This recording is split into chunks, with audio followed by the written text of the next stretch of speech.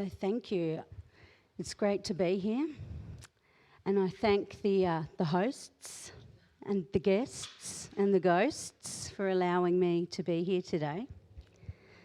I'm just going to try and get this. Yeah. So where I'm coming from, Australia, and particularly Tasmania, and where I'm from, the sulphur-crested cockatoo, whose shrieks we can hear, said to mean friends are gathering. So I'd just like us to start and listen to these birds and perhaps think about what meanings they bring for you here in this room. And I also invite you all to close your eyes. And if you feel comfortable closing your eyes, breathe in, and on the out-breath, arrive into the room. Keeping your eyes gently closed if you feel comfortable. Breathing in again, and feeling on the in-breath the organs supporting your spine. Wherever you're sitting in your chair, there's no need to correct yourself, but just noticing the support of your kidneys in your back. And then breathing out. And one more in-breath. And out. And then on your last in-breath, hold your index finger up to your mouth, and you can open your eyes and give it a gentle kiss and blow it into the abyss or the internet, whatever version that may be. Thank you. So, Wet and Wild Wi-Fi is a project that is nascent. It's about performances, it's looking at performances of biological signalling. And today it's a more theoretical talk. I'm going to introduce a taxonomy for the contiguous spectrum.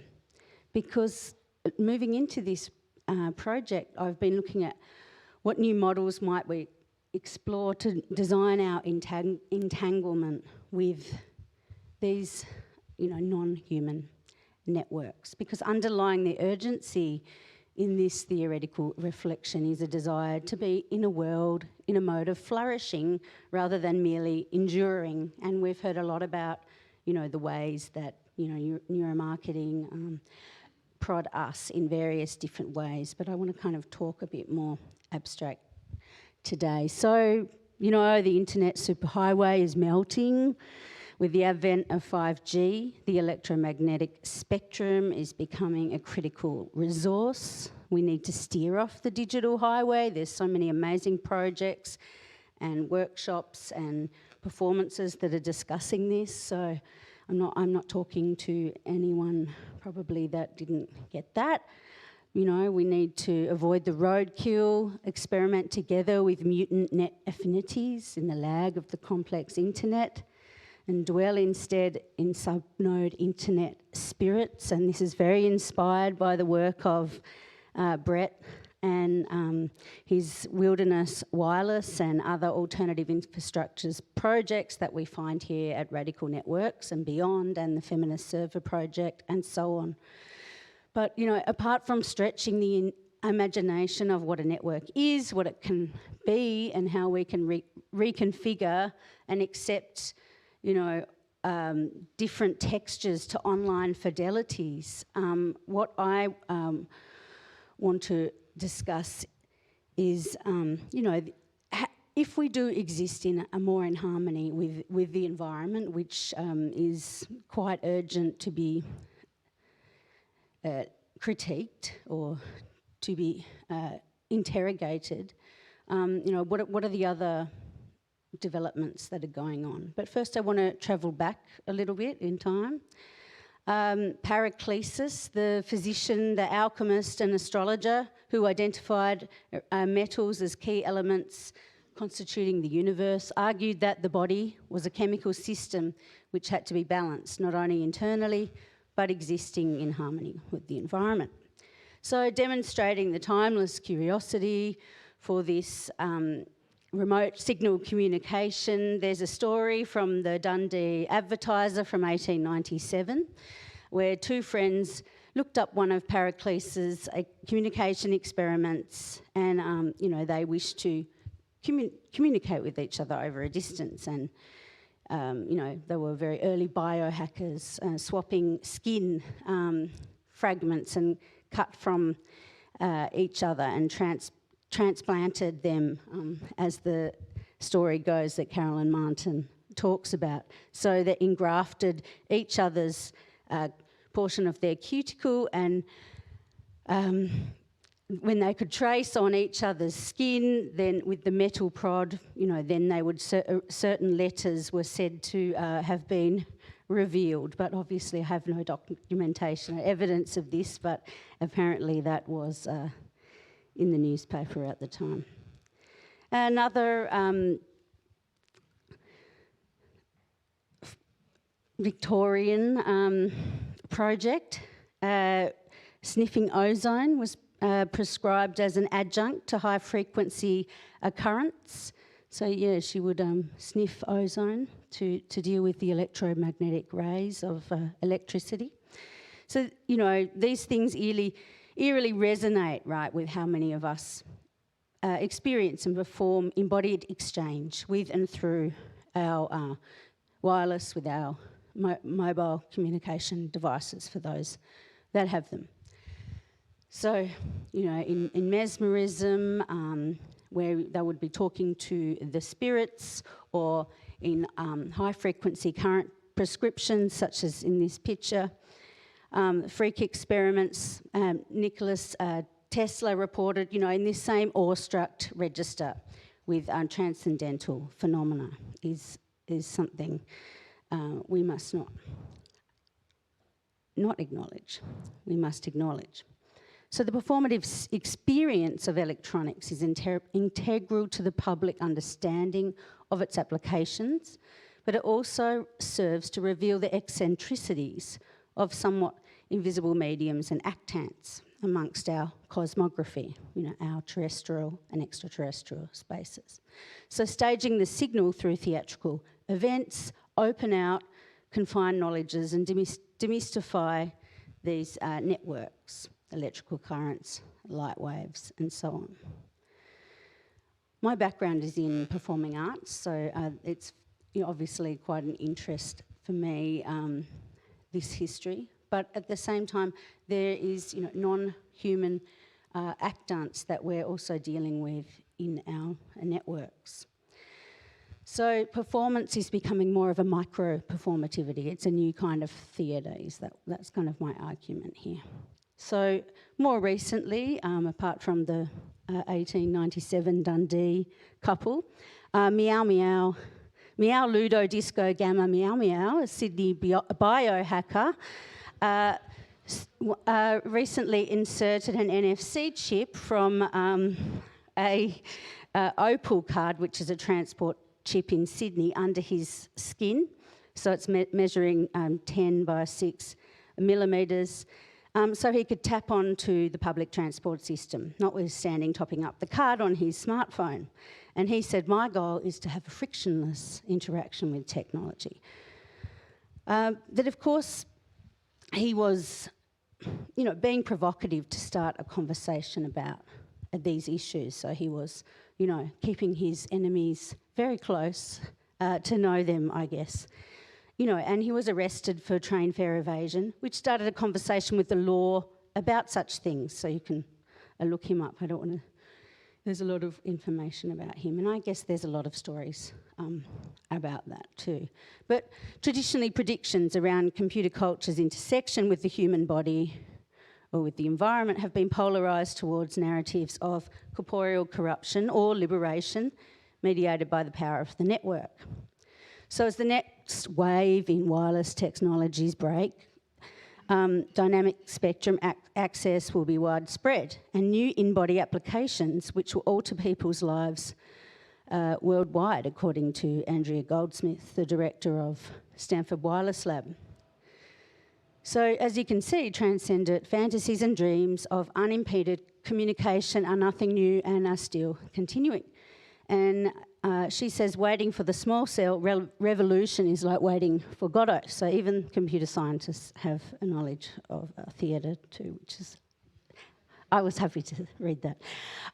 So, you know, there's an explosion of research and publications in the fields of science communication and wireless networking in regards to, you know, what cognitive radio would do through aerial base stations, cognitive satellite terrestrial radio, body area networks, through in-body applications, underwater, on-chip and ad hoc wireless systems. But my question is, I'm not a computer science, right? I'm coming from performing arts and computer subcultures.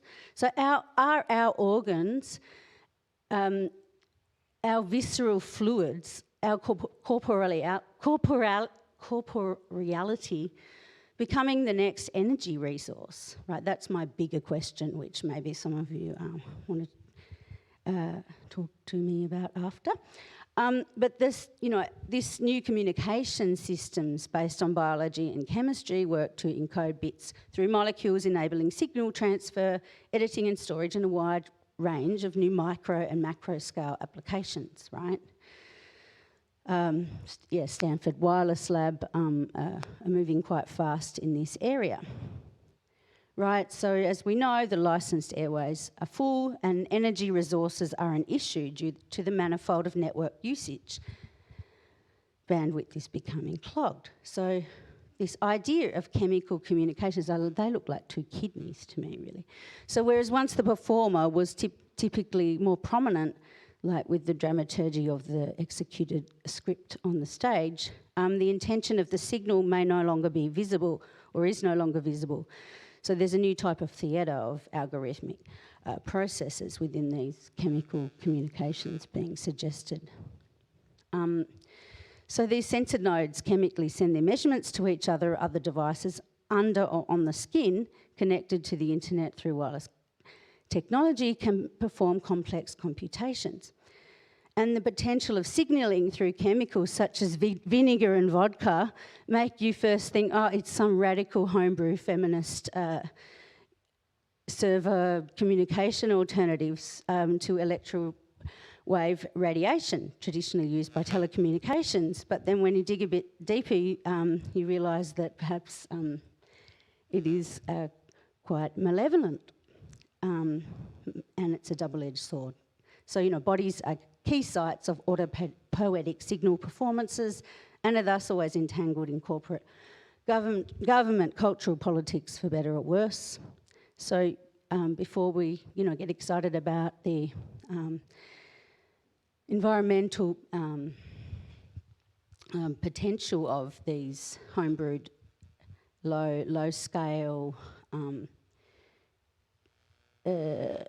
apparatus, we might want to think about as well what they're enabling in terms of how untransparent they really may be. So, you know, as we know, the central nervous system is thought to be one of the corporeal systems that is sensitive to electromagnetic radiation. It's been applied in military scenarios, like doses of electrical currents through regions of the brain, you know, when we're always on, low-level electric currents improving cognitive effectiveness in high-pressure situations, raises issues in regards to the magnetic and electromagnetic antenna radiation used by these cellular networks, and it can be argued that they're so small and I mean, this is a big area of debate.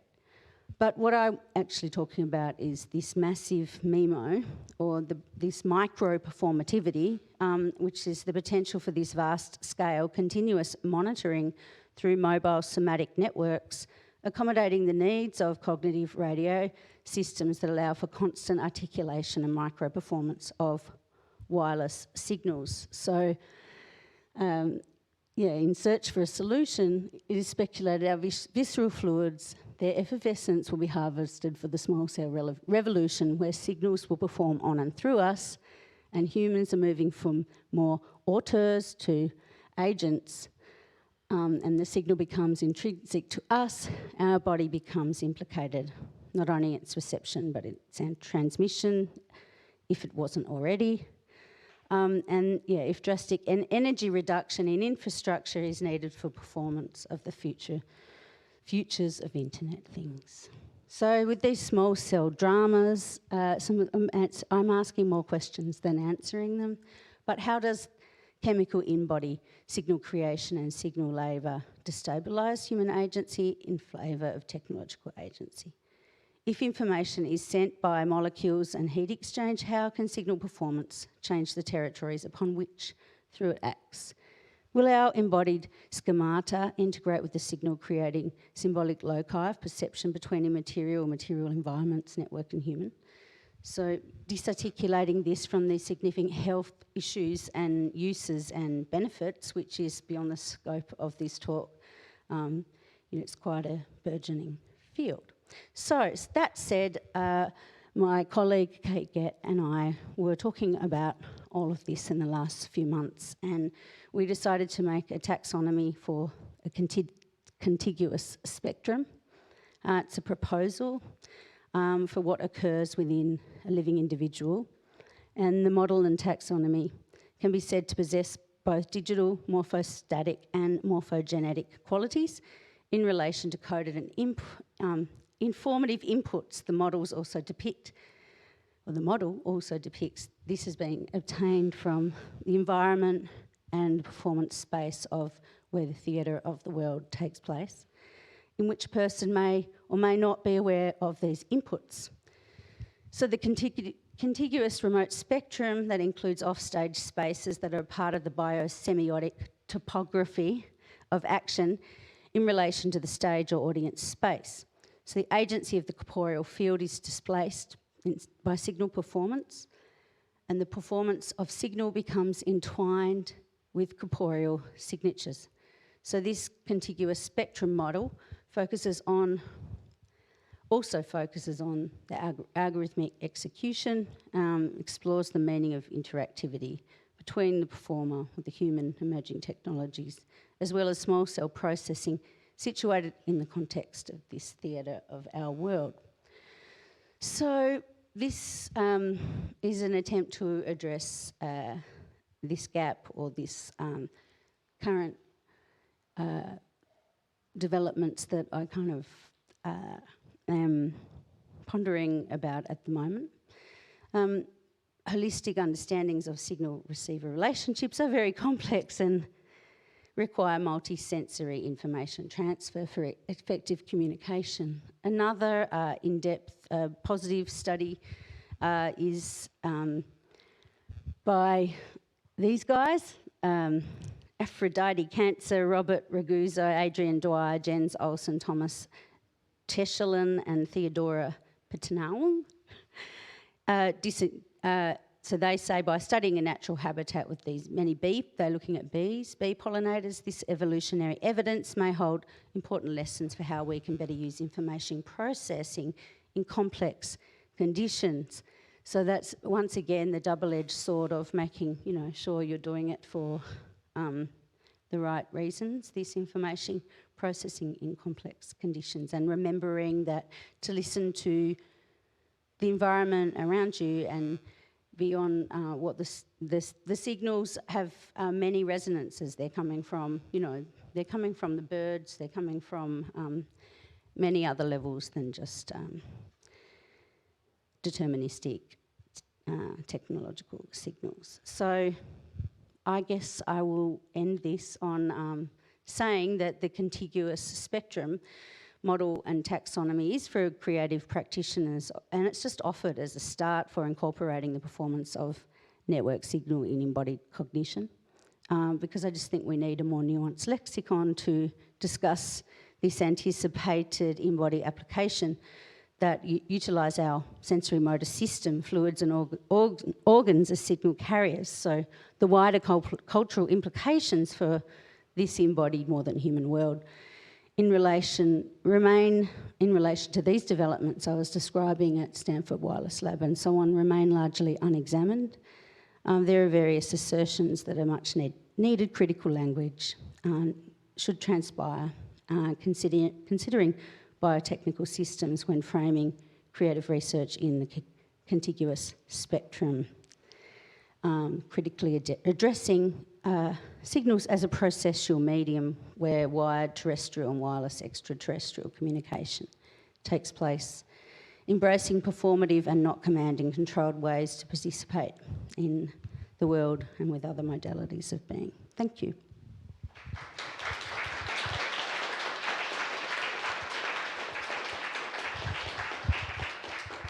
Thanks, Nancy. Do we have any questions for Nancy? Nope. Okay. Well, I guess they'll also have to process that a bit. Okay, cool. Well then, yeah, we'll have 5-10 minutes until our next speaker is Sebastian Morales. So get some water. We'll be back.